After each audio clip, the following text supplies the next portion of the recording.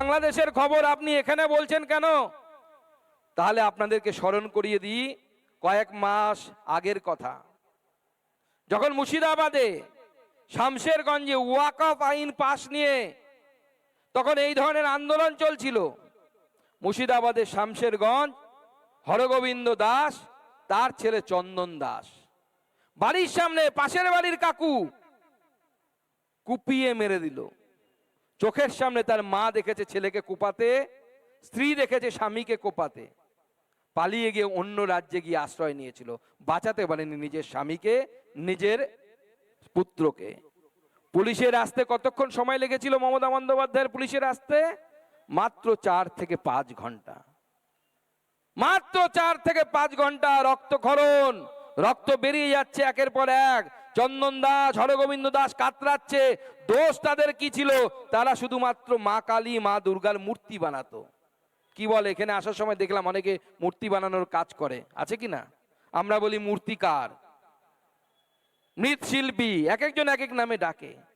এটাই তাদের দোষ ছিল। তারা বিজেপি করতো না, তারা আরএসএস করতো না, বিশ্ব হিন্দু পরিষদ করতো না, মাথায় গেরুয়া ফেটি বোধে জয় শ্রীরাম তারা বলেনি। কংগ্রেসের সদস্য ছিল, সিপিএম এর সদস্য ছিল, সেকুলার ছিল। আজকে মুর্শিদাবাদ আর বাংলাদেশ কি মিল দেখতে পাচ্ছেন না পাচ্ছেন না? যদি মিল দেখতে পান তাহলে আগামী প্রজন্মের জন্য সজাগ হন। আমি সেই জন্য এসেছি, কারণ আমি অনেক আগে এই ডাকটা শুনতে পেরেছি।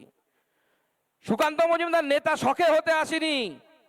ইউনিভার্সিটিতে পড়াতাম, প্রচুর মাইনে, একজন ইউনিভার্সিটি প্রফেসরের যেরকম হয়, সায়েন্সের টিচার, এসি ল্যাব, ওই ল্যাবে আমি রাজা, বিরাট ঘর নিয়ে 5টা স্টুডেন্ট, যা বলবো বললে পাও টিপে দেবে, এরকম অবস্থা। কারণ আমার তাদের ভাগ্য আমাদের হাতে থাকে।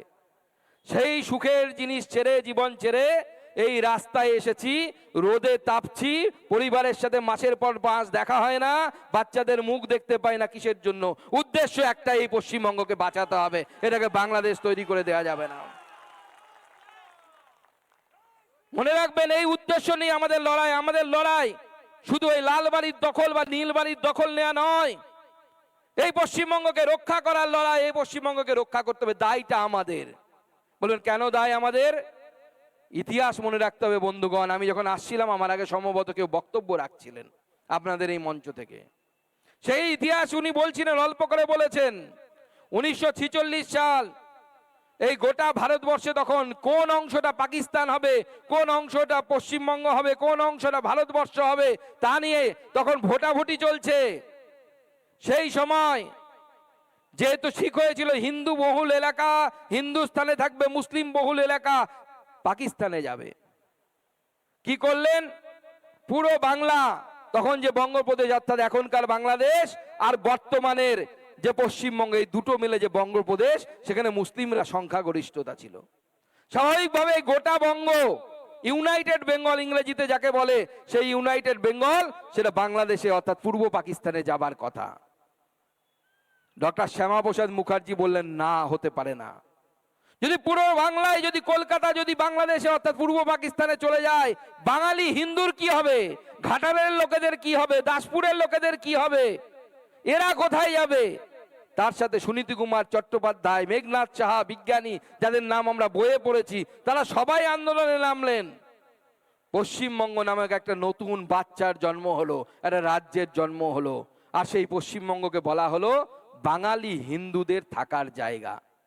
অন্যরা থাকতে পারেন, কোনো অসুবিধা নেই, যে কেউ থাকতে পারে, কিন্তু আমার প্রশ্ন, বাঙালি হিন্দুর জন্য যে পশ্চিমবঙ্গ তৈরি হয়েছিল, সেই পশ্চিমবঙ্গে যদি বাঙালি হিন্দু মূর্তি তৈরি করার জন্য যদি খুন হতে হয়, তাহলে হিন্দুরা আগামী দিনে যাবে কোথায়? আমরা কি উড়িষ্যায় পালাবো, না মধ্যপ্রদেশে পালাবো, না বিহারে পালাবো, নাকি মেরুদণ্ড সোজা করে লড়াই করবেন? সেই জায়গায় পৌঁছতে চান? কি লড়াই করতে চান?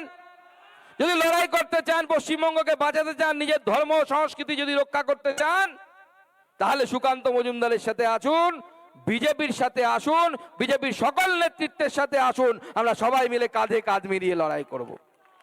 আর তার জন্য প্রথম যে শর্ত, এইবারের নির্বাচনে আমাদের প্রার্থী এখান থেকে যে হবে, কে হবে প্রার্থী? দল যাকে ঠিক করবে। আমি প্রার্থী সব জায়গাতে একজনকেই দেখতে পাই, সেটা হচ্ছে 5টা পাপড়িওয়ালা পদ্ম ফুল, তার বাইরে আমি কিচ্ছু চোখে পড়ে না। সেটাই ভারতীয় জনতা পার্টির প্রার্থী। মাথায় রাখবেন, আমার লোক হলো না, আমার দাদা হলো না, তেনার দাদা হলো, ওদের কিচ্ছু যায় আসে না। পশ্চিমবঙ্গের মুখ্যমন্ত্রী যেই হোক বিজেপির নীতি অনুসারে তাকে চলতে হবে, সেরকম আপনার বিধায়ক যেই হোক তাকে বিজেপির নীতি অনুসারে চলতে হবে। বিজেপির কর্মীরা যেরকম চাইবে সেরকম আপনার বিধায়ককে চলতে হবে, যেরকম আপনারা চাইবেন সেরকম আপনাদের সাংসদকে চলতে হবে। এটাই ভারতীয় জনতা পার্টির নীতি। সেই জন্য সবাই মিলে কাঁধে কাঁধ মিলিয়ে লড়াই করুন এই পশ্চিমবঙ্গকে রক্ষার লড়াই, যে পশ্চিমবঙ্গকে রক্ষার লড়াই নিয়ে আমরা এখানে এগিয়ে এসেছি। এখন তৃণমূল আমাদের দেখা দেখি বিভিন্ন জায়গায় সভা শুরু করেছে। আমাদের নানা ধরনের কন্টেন্ট দেখার জন্য লাইক করুন, শেয়ার করুন আমাদের ফেসবুক পেজ, সাবস্ক্রাইব করুন আমাদের ইউটিউব চ্যানেল। পাশাপাশি অন্যান্য ব্রেকিং নিউজের জন্য অবশ্যই চোখ রাখুন রিপাবলিক বাংলায়।